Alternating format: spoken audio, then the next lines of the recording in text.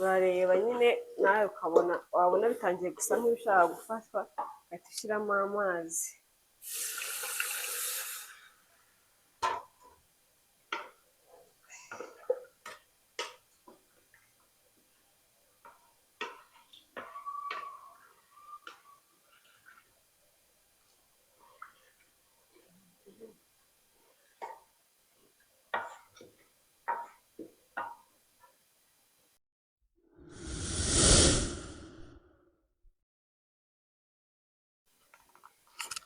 Tugiye guteka umuceri w'ipilawu. Umuceri w'ipilawu ariko utagira inyama. Utagira inyama, burya udafite inyama nawe wateka ipilawu. Turakoresha ibitunguru, ngibi ibyo nashyizeho, turakoresha seleri, turakoresha na tungurusumu, turakoresha n'ikirungo cy'ipilawu. Reka tubereke ukuntu tugiye kubikora, nawe wateka umuceri w'ipilawu uryoshye, si ngombwa ko uba ufite inyama. Buriya n'umuntu udafite inyama yateka ipilawu. Dushyizeho isafuriya, tugiye guteka ya pilawu itagira inyama. Ubu niyo tugiye guteka.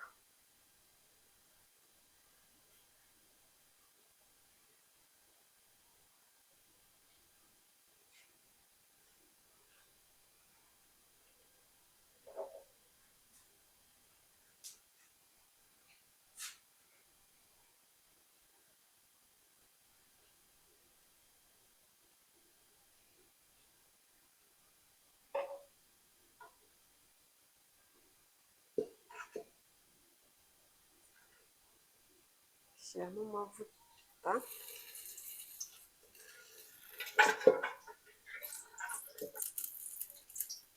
atari menshi cyane.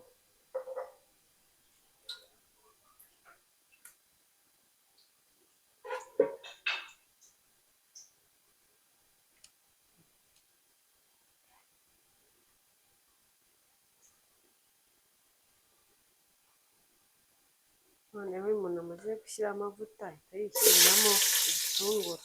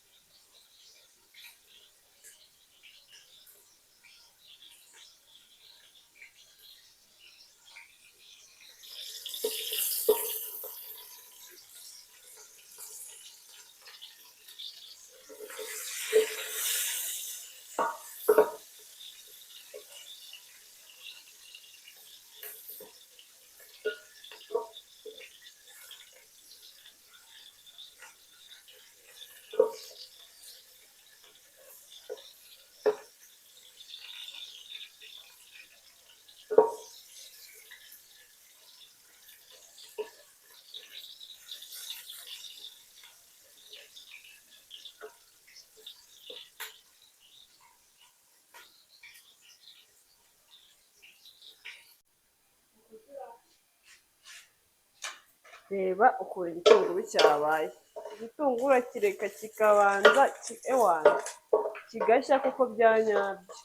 Hamwe nyine ubona ko cyenda gushirira, hanyuma ugahita ushyiramo udutungurusumu. Udutungurusumu natwo ukadukarangamo. Noneho warangiza ugashyiramo inyanya. Inyanya nashyiramo dukeya kubera ko nshaka no gukoreshaho salisa.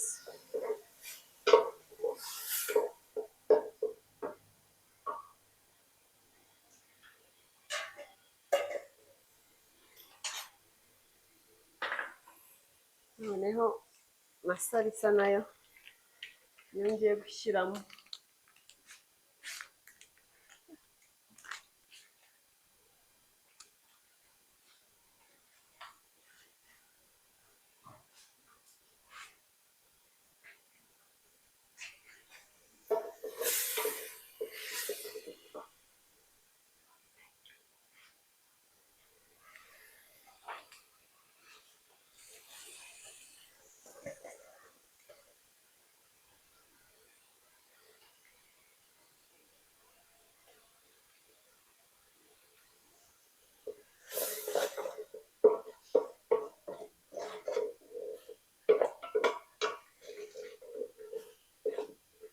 rero urabona ukuntu bimeze.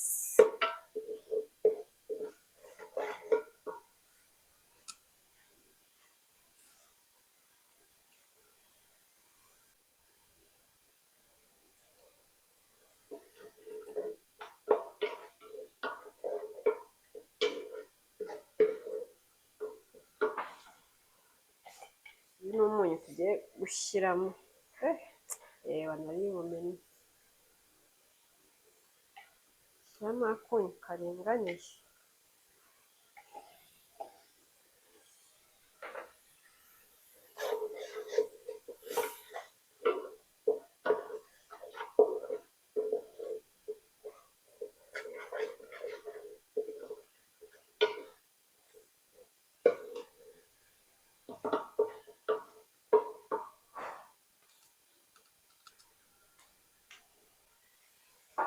Noneho hakurikiyeho ikirungo cy'ipillawu.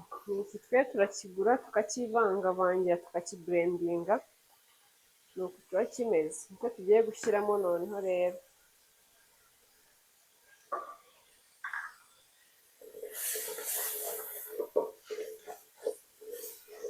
Ikirungo cy'ipillawu nicyo dushyizemo. Nimba ushaka ko tukurangira ahantu ushobora kugura ikirungo cy'ipillawu ukakiburendingira cyiza cyuzuye, tubwiye twakurangira ahantu bagira ikirungo cyiza rwose kitavangiye.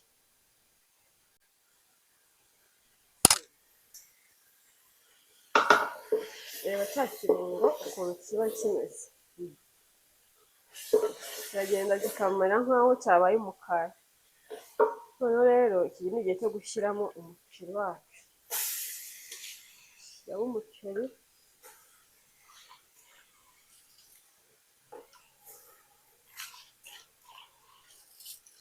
Bitewe n'uwo nyine abantu utekeye ko bangana, ushyiramo umuceri bisanzwe wenda mukoresha.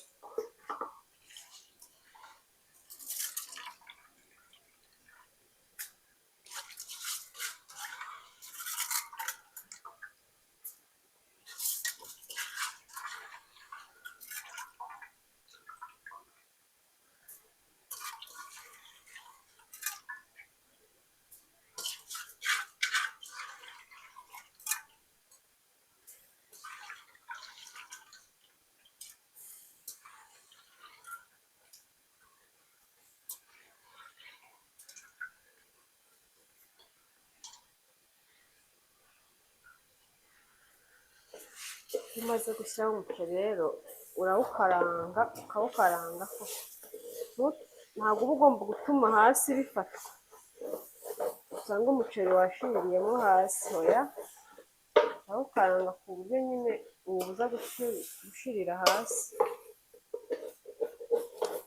N'ubu nari ndangayeho gato wari ubaye nk'ufatana hasi. Ukomeza kuwurinda, ari nako uba wateguye amazi ashyushye niyo bashyiramo niyo aba ari meza. Ariko njye kuri iyi nshuro nibagiwe kuyakora, ndakoresha amazi akonje ndebe ko biragenda, ariko nizeye ko biraba byiza rwose.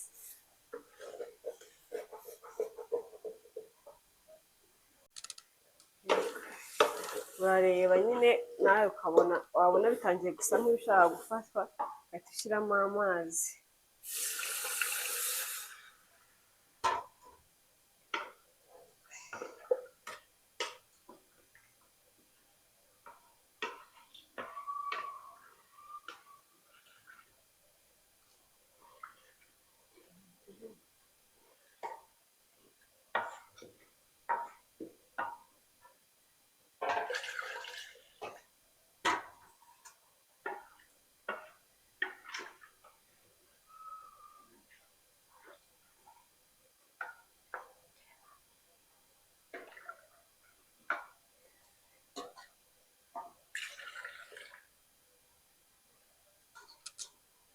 Amazi bitewe n'ukuntu umuceri watetse ungana,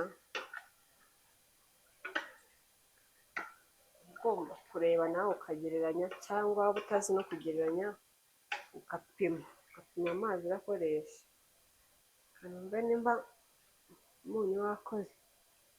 Umunyu ndumva kakiri gakeya, n'ikirungo ndumva ari icyo cyakoze.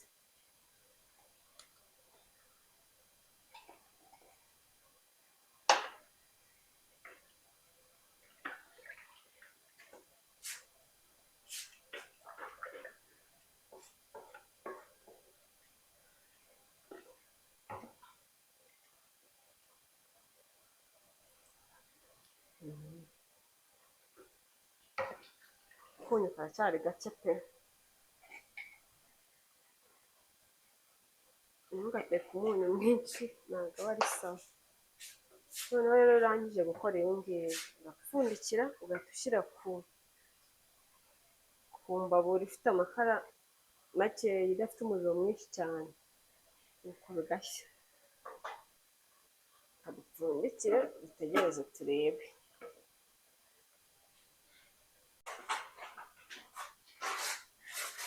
Ya pilawu rero ubu ukuntu imeze. Iyo bimeze gutya rero amazi yagabanutsemo, nawe urabanza ukumva nimba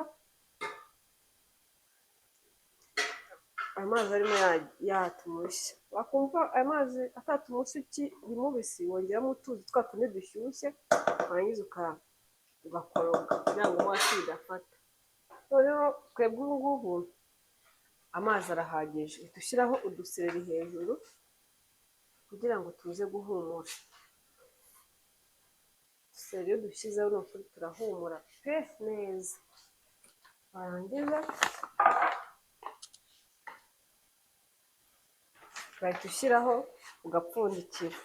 Ushobora kuba udafite papiye aluminiyumu, ariko umuntu ariyeranja agashyiraho akamverope gasa neza, niko dushyiraho,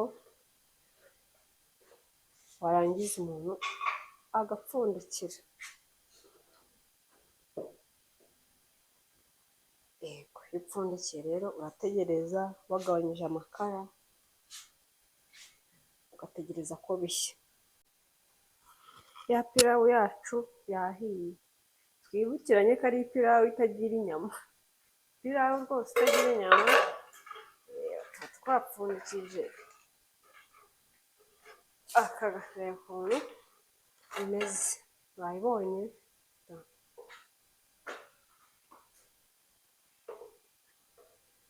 Kuko urabona umuceri utameze neza wahiye, aka gasereri katumye bihumura, urahumura neza, ufite icyanga.